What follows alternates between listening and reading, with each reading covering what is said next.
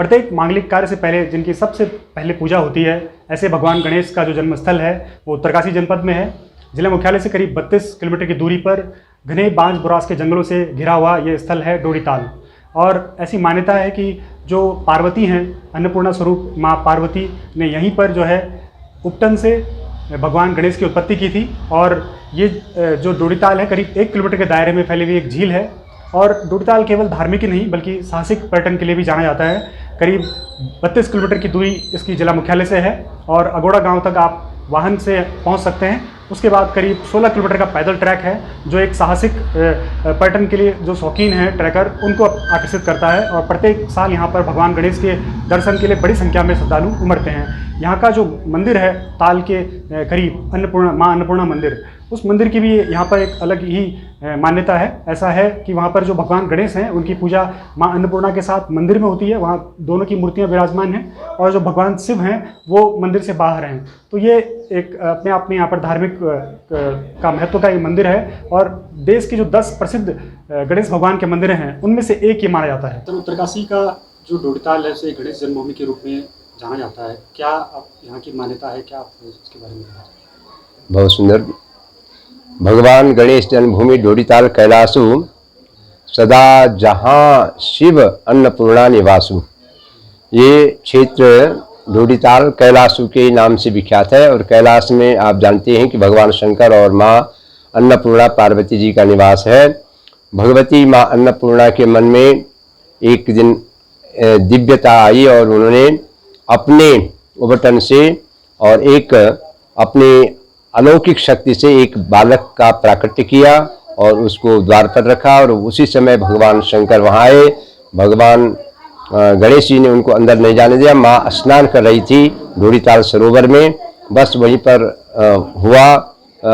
शिवगणों से सहा नहीं गया कि यह बालक कौन है और उन्होंने भगवान गणेश जी का सिर धड़ से अलग कर दिया। तो भगवती ने जब भगवान गणेश ने जब सिर छेदन के समय माँ जी करके कहा तो वहाँ पर एक स्थान है जो डोडीताल से 4-5 किलोमीटर, वहाँ पर माँ जी नाम एक स्थान है और वहाँ तक वो आवाज़ गई। तो भगवती जो अन्नपूर्णा स्नान कर रही थी वह आई और वह विकराल बन गई, महाकाली बन गई।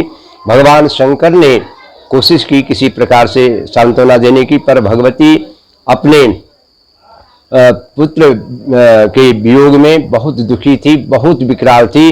उन्होंने कहा कोई समझौता नहीं, मेरे पुत्र को पुनर्जीवित करो। भगवान शंकर ने अपने शिवगणों को कहा कि जो भी जीव या कुछ भी अभी अभी सद्यः प्रसूता हुई हो पर उसकी ममता, माँ की ममता अपने पुत्र से न हुई, ऐसे जीव को तुम ले आओ। तो ऐसे सारे जंगलों में गए और इसके शादी में तो वहाँ एक हथिनी जो अभी अभी सद्यः प्रसूता थी लेकिन उसका अपने शिशु के प्रति वात्सल्य नहीं उमड़ा था, बस वो समझ गए और उन्होंने उस हाथी को ला करके गणेश जी पर लगा दिया। फिर भगवान शंकर ने उन्हें अपनी मृत संजीवनी विद्या के माध्यम से, अपने अलौकिक शक्ति के माध्यम से उन्हें पुनर्जीवित कर दिया और यह वरदान उनको दिया। और आगे चल करके जैसे कि आपको पता है कि भगवान शंकर ने जब कार्तिकेय और गणेश जी की होड़ लगी थी कि हमारा विवाह पहले हो, तो कार्तिकेय जी ये रखा गया शर्त कि जो धरती की परिक्रमा और पहले करके आएगा उसी का विवाह पहले होगा। कार्तिकेय जी अपने वाहन पर मोर पर गए, मयूर पर गए, और लेकिन गणेश जी का वाहन तो मूषा है, चूहा है और वो वहीं पर।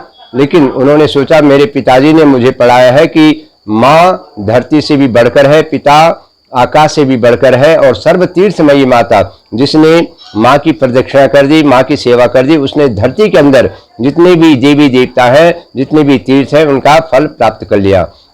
उन्होंने 7 जितने दिनों तक कार्तिकेय जी धरती की परिक्रमा करते रहे, तीर्थों की परिक्रमा करते रहे, उतने दिनों तक गणेश भगवान ने अपने माता पिता की सेवा की और अंत में कहा कि अब मेरा विवाह कर दो। उन्होंने कहा तुम्हारा भाई तो परिक्रमा कर रहा है। उन्होंने कहा आपने हमें सिखाया है कि सर्व तीर्थमयी माता, और माँ सर्व तीर्थमयी है, माँ और पिता आकाश से भी बढ़कर है, माँ धरती से भी बढ़कर है, तो मैंने आपकी परिक्रमा कर दी, आपकी सेवा कर दी। तो उन्होंने कहा आप बुद्धि यष्ट बलम तस्य, आप सर्वप्रथम बुद्धिमान होंगे, सर्व पूजनीय होंगे, और आज भी सारे देवताओं से पहले भगवान श्री गणेश की पूजा होती है। और यह वह स्थान है ढूढ़ीताल, जहाँ भगवान गणेश जी का जन्म है। और कल से, आज से हमारी तैयारी शुरू हो गई है। कल यह ठीक 10 बजे ढूढ़ीताल से आकर के आज चल पड़ेगी यात्रा, और कल कलश यात्रा शुरू होगी पूरे उत्तरकाशी में। और इसके लिए हमारे उत्तराखंड के यशस्वी मुख्यमंत्री इस गणेश महोत्सव के शुभारंभ करने के लिए उनके कर कमलों द्वारा शुभारंभ होगा। कल हमारे यशस्वी मुख्यमंत्री श्री आदरणीय सम्मानित पुष्कर सिंह धामी जी पधार रहे हैं। और आप समस्त भारतवासियों को इस गणेश महोत्सव की, ढूढ़ी राजा गणेश महोत्सव की बहुत बहुत शुभकामनाएं हैं। जो कि हमारे शास्त्रों में लिखा है कि जो सुख, समृद्धि, शांति, रिद्धि, सिद्धि को देने वाले हैं। तो आइए आप सब लोग, जो हमारे हिंदू राष्ट्र को एक करने में लगा हुआ है, यह गणेश महोत्सव एक का नहीं, ये तो सब का है। सर्वे भवन्तु सुखिनः, इस भावना से हम आप सब 10 दिनों तक चलने वाले इस गणेश महोत्सव को तन मन धन से मनाइए और इसमें व्रत रखिए, उपवास रखिए। और अनंत चतुर्दशी को इस व्रत का समापन होता है।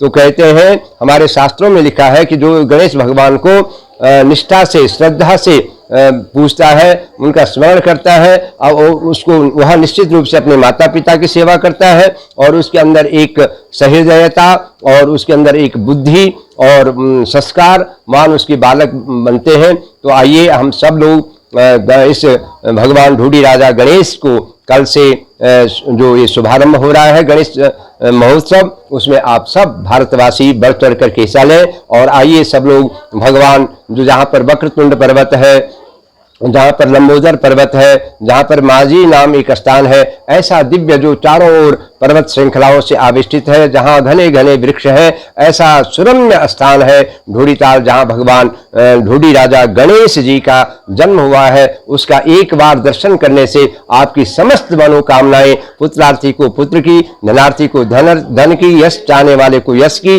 किसी भी कामना से आप आइए और भगवान ढूढ़ी राजा गणेश के दर्शन कीजिए। आप सब लोगों को बहुत बहुत शुभकामनाएं।